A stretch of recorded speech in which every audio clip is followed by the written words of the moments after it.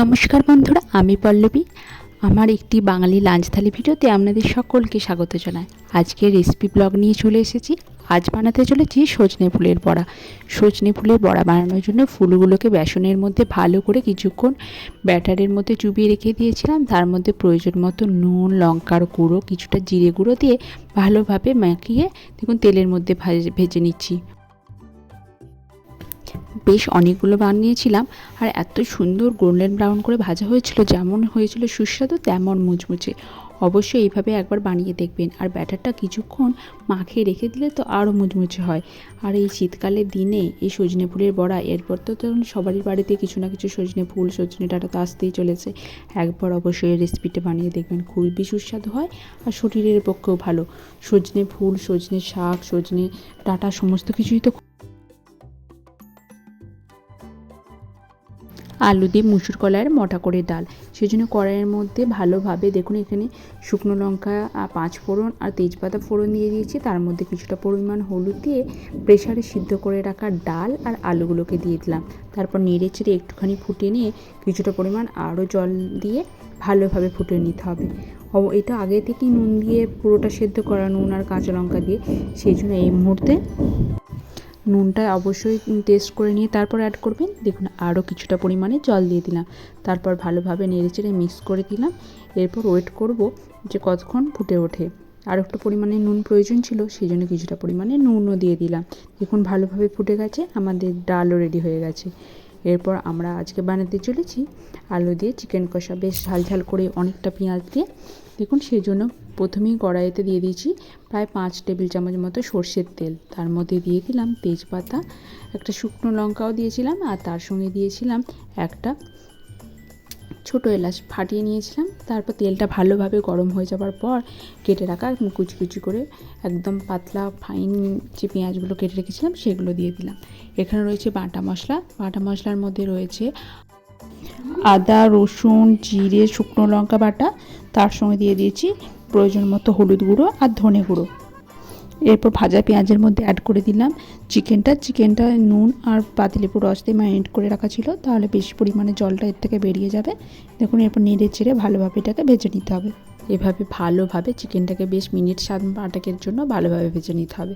তার এর মধ্যে থাকা এক্সট্রা জলটা ভাজা হয়ে যাবে আর যে বেরিয়ে যাবে, আরও খুব ভালোভাবে চিকেনটা ভাজা হয়ে যাবে। দেখুন চিকেনটা বেশ ভাজা ভাজা হয়ে এসছে, আরও কিছুক্ষণ নেড়ে চেড়ে নেবো, তাহলে এক্সট্রা জলটা ভেসে যাবে আর ভালোভাবে ভাজা হয়ে যাবে। দেখতেই পাচ্ছেন তেল ছাড়তেও শুরু করে দিয়েছে। এর আরও কিছুক্ষণ নেড়ে চেড়ে নিয়ে আমরা এর মধ্যে মশলা বাটাটা অ্যাড করে দেবো। আমরা যে মশলাটা রেডি করে রেখেছিলাম সেটাও এর মধ্যে অ্যাড করে দিলাম। এরপর ভালোভাবে নেড়ে চেড়ে মশলাটা কষিয়ে নেব। এখনও পর্যন্ত বিশেষ আমি নুন অ্যাড করিনি, শুধুমাত্র কিছুটা পরিমাণ তেলেতে দিয়েছিলাম যাতে পেঁয়াজটা না ছেটায়। এরপর দেখুন নেড়ে চেড়ে নিচ্ছি যাতে মশলাটা ভালোভাবে কষিয়ে যায়। হাই ফ্লেমে প্রায় মিনিট 2 জন্য চিকেনটাকে কষিয়ে নিয়েছি। এরপর আমরা কুচনো পাকা টমেটোগুলোকে এর মধ্যে অ্যাড করে দিচ্ছি। অবশ্যই খেয়াল রাখবেন পাকা পাকা টমেটো নেবেন, তাহলে তাড়াতাড়ি গলেও যাবে আর এই খাবারের সবসময় টেস্টটাও বেটার করে আর একটু টক ভাবটাও কম হয় যদি পাকা টমেটো নেন।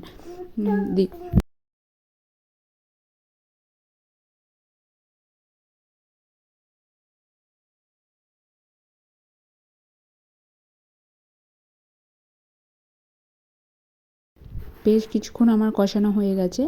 এরপর আমরা ডুমো ডুমো করে কেটে রাখা আলুটাও দিয়ে দেবো। আলুটাকে আলাদা করে এখানে ভাজিনি, আপনারা চাইলে গোল্ডেন ব্রাউন করে একদম সুন্দর করে ভেজেও অ্যাড করতে পারবেন। যেহেতু আজকে আমার হাতে সময় কম ছিল, সেই জন্য আমি আলাদা করে এটা ভাজার আর সময় পাইনি। দেখুন এরপর আর এটাকেও ভালোভাবে দিয়ে দিচ্ছি। এখনও যদি আমি আলুটাকে অ্যাড না করি তাহলে এটা সেদ্ধ হবে না, যেহেতু একদম কাঁচা আলু দিচ্ছি।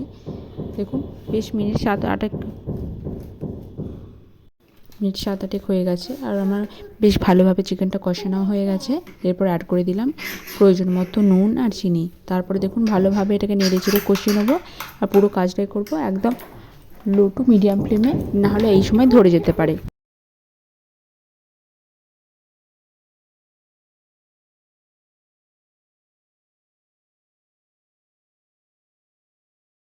ভালোভাবে কষানো হয়ে গেছে। এরপর অ্যাড করে দিচ্ছি প্রয়োজন মতো জল। তারপর এটাকে ঢাকনা দিয়ে প্রায় 10 মিনিটের জন্য আমি সেদ্ধ হতে দেবো। যতক্ষণ পর্যন্ত আমি এটা জল দিয়ে সেদ্ধ করছি, পুরো ফ্লেমটাই থাকবে মিডিয়াম থেকে লো ফ্লেমে, যাতে ভালোভাবে আস্তে আস্তে এটা সেদ্ধ হয়, কিন্তু সমস্ত যে অ্যারোমাটা থাকে সেটা যেন এই ঝোলের মধ্যেই থাকে। আর দেখতেই পাচ্ছেন জলটা দেওয়ার পর আমি একটু নেড়ে চেড়ে নিলাম, যাতে পুরো যে মশলাটা আছে পুরো জলের সঙ্গে মিশে যায়, যাতে গ্রেভিটা খেতে খুব সুস্বাদু হয়। আর দেখুন এই সময় আমি ফ্লেমটা হাই করে রেখেছি, যাতে ভালোভাবে এটা ফুটতেও শুরু হয়ে যায়। প্রায় 10 মিনিট হয়ে গেছে, আমি ঢাকনা খুলেও নিয়েছি। এই সময় অ্যাড করে দিচ্ছি কিছুটা পরিমাণে কস্তুরি মেথি, আর একদম অল্প পরিমাণে দিচ্ছি গরম মশলার গুঁড়ো। আপনারা চাইলে গরম মশলার গুঁড়ো বেশি করে দিতে পারেন, কিন্তু ওই অল্প পরিমাণে দিলেও খুব সুন্দর টেস্ট আসে, সেই জন্য আমি আর বেশি পরিমাণে দিলাম না। একদম ওই হাফ টিস্পুন মতো দিয়েছি, আর তার সঙ্গে দিয়েছি কিছুটা পরিমাণে কস্তুরি মেথি। দেখুন আমাদের চিকেন কষা একদম রেডি হয়ে গেছে। এরপর চলুন আজকের রেসিপি, বাঙালি লাঞ্চ থালি রেসিপিটা পরিবেশন করে নেওয়া যাক। আজকের রেসিপি থালিতে ছিল গরম গরম ভাত, তার সঙ্গে ছিল সজনে ফুলের বড়া, সঙ্গে একটা কাঁচা লঙ্কাও নিয়ে নিয়েছিলাম। আর দেখতেই পাচ্ছেন কত সুন্দর কালার এসেছিল। এই সময় তো সজনে ফুলের বড়া বলুন, সজনে ফুলের ঝাল বলুন, সমস্ত খেতে খেতে খুবই সুস্বাদু হয়।